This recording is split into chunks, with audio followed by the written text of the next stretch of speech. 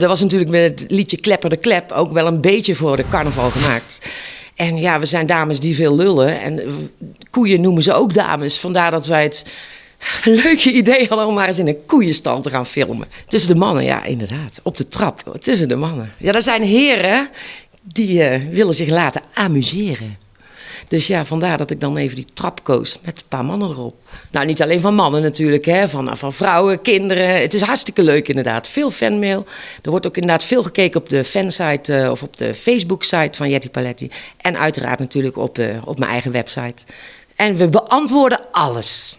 Ik zit heel veel achter de computer en ik ga echt graven in allerlei oude muziek. En als ik dan denk, ping, daar is er weer één.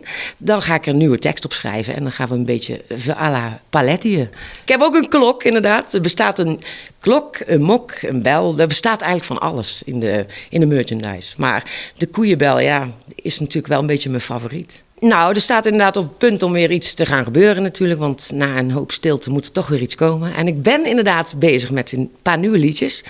Ik ben ook bezig met een dvd samen te stellen. Dus dat klets ik helemaal aan elkaar. En bij die dvd komt er ook een cd met allemaal nieuwe liedjes. Dus, maar dan moet nog even wachten.